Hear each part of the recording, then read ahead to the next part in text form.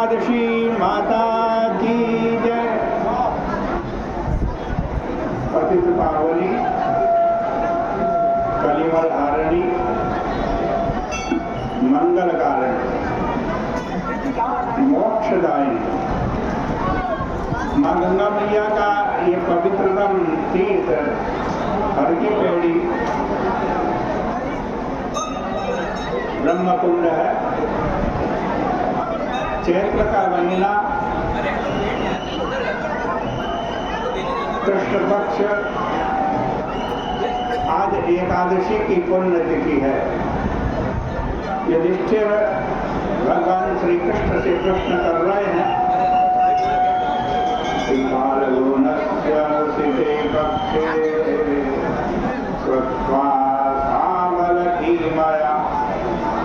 चैत्रस्य कृष्णपक्षे तो किं नाम एकादशी भवेत्। हे प्रभु, आपने हमें फाल्गुन महीने की आमल की एकादशी की कथा सुनाई। चैत्र महीने में कृष्ण पक्ष की जो एकादशी है उसका क्या नाम है? हे कृष्ण, उसकी क्या विधि है, उसका क्या फल है? श्री कृष्ण भगवान बोले, हे राजेंद्र, मैं पाप मोचनी एकादशी का व्रत कहूंगा, उसे सुनो। यही प्रश्न चक्रवर्ती सम्राट मानधाता के प्रश्न करने पर लोमस ऋषि ने उनसे कहा। मानधाता ने पूछा, हे भगवान, लोगों का हित करने वाली पुण्य व्रत को बताओ। चैत्र महीने की कृष्ण पक्ष की एकादशी का क्या नाम है, उसकी विधि क्या है और उसका फल क्या है? कृपा करके कहिए। लोमस ऋषि बोले, चैत्र महीने में कृष्ण पक्ष की जो एकादशी है वो पाप मोचनी एकादशी है। यह पिशाच योनि को दूर करने वाली है। हे राजन, कामना और सिद्धि को देने वाली है, पाप को दूर करने वाली है, शुभ फल और धर्म को देने वाली है। इसकी पवित्र कथा सुनो। प्राचीन समय में वसंत ऋतु में कुबेर का चैत्र रथ नाम का एक वन जो फूलों से सुशोभित था, उसमें अप्सराओं का समूह निवास करता था। वहाँ गंधर्वों की कन्या किन्नरों के साथ विहार करती थी। इंद्रादि देवता भी वहीं क्रीड़ा करते थे। चैत्र रथ वन से सुंदर कोई दूसरा वन नहीं था।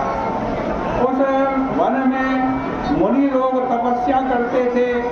देवताओं के साथ इंद्र भी चैत्र वैशाख के महीने में वहाँ क्रीड़ा करते थे। वहाँ मेधावी नाम के मुनि निवास करते थे। वहाँ अप्सराओं ने मुनि को मोहित करने का प्रयत्न किया। मंजू घोषा नाम की अप्सरा आज प्रयत्न करने लगी, लेकिन उनके भय से वो आश्रम से एक कोस दूर खड़ी रही। आज कहते हैं सितार को बजाकर मीठे स्वर से गाने लगी। पुष्प चंदन से युक्त गाती हुई उस अप्सरा को देखकर कामदेव ने भी शिव जी के भक्त उन मुनीश्वर को जीतने की इच्छा की। शिव जी के बैर को स्मरण करके उसके लिए वह उसके शरीर में, मंजू घोषा के शरीर में प्रविष्ट हो गया। अप्सरा की भ्रुकुटियों को धनुष बनाकर, कटाक्ष को प्रत्यंचा बनाकर, पलक समेत, आज कहते हैं नेत्रों का बाण बनाकर, स्तनों को कटपुटी बनाकर विजय के लिए आ गया। मंजू घोषा कामदेव की सेना की तरह मेधावी ऋषि को देखकर वह भी काम से पीड़ित हो गए। यौवन से सुंदर शरीर वाले श्वेत यज्ञोपवीत धारण किए हुए मेधावी ऋषि भी दूसरे कामदेव की तरह सुशोभित हो रहे थे। मेधावी मुनि सुंदर च्यवन ऋषि के आश्रम में रहते थे। मंजुघोषा मुनीश्वर को आज देखकर दूर खड़ी हो गई और हाव भाव से उनको वश में करने लगी। गाती हुई अप्सरा को देखकर मुनिवर कामदेव की सेना के वशीभूत हो गए। मंजुघोषा आकर मुनि से जैसे वायु से कांपती हुई बेल पेड़ से लिपट जाती है, उसके ऐसे ही वो भी लिपट गए। उसके सुंदर शरीर को देखकर मुनीश्वर भी उसके साथ वन में रमण करने लगे। मेधावी मुनि शिव तत्व को भूलकर कामदेव के वशीभूत हो गए। रमण करने में कामी मुनि को दिशा और दिन रात का भी ध्यान नहीं रहा। मुनीश्वर को भोग विलास में बहुत समय बीत गया, आचार लोप हो गया।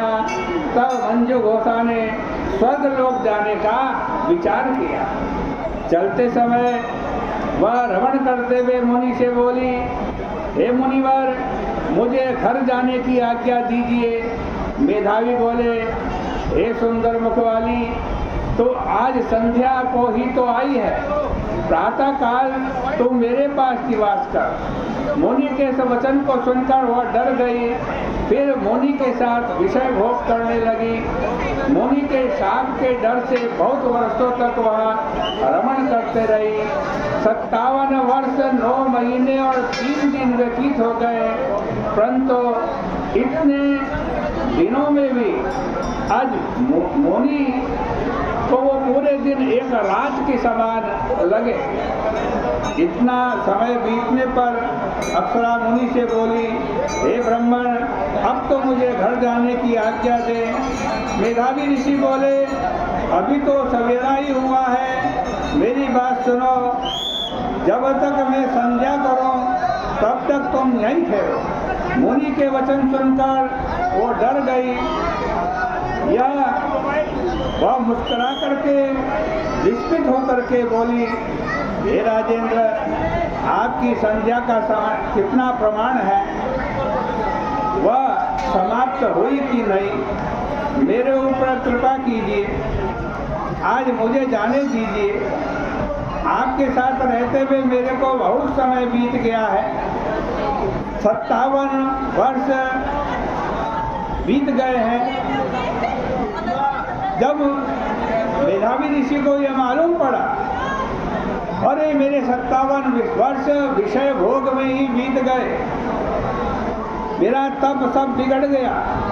तब तो अप्सरा को काल के समान देखकर क्रोध भर करके आग की चिंगारियां आंखों से छोड़ते हुए मन में विचार किया कि दुख से संचित किया हुआ मेरा तप इसने नष्ट कर दिया। क्रोध से मुनि के होठ कांपने लगे और व्याकुल होकर बोले कि जा तू पिशाचिनी बन जा। हे पापनी, हे कुरटे, हे पातक प्रिय, तुझको धिक्कार है। मुनि के साथ से दग्ध सुंदर भ्रुकुटी वाली अप्सरा नम्र होकर के मुनि से प्रार्थना करने लगी, हे विप्रेंद्र, कृपा करके शाप को शांत कीजिए। सज्जनों का वचन और संग 7 कदम चलने पर भी फल देता है। आपके साथ मुझे तो बहुत वर्ष बीत गए हैं, इस कारण से हे स्वामिन, मेरे ऊपर कृपा कीजिए। मुनि बोले, मैं क्या करूं?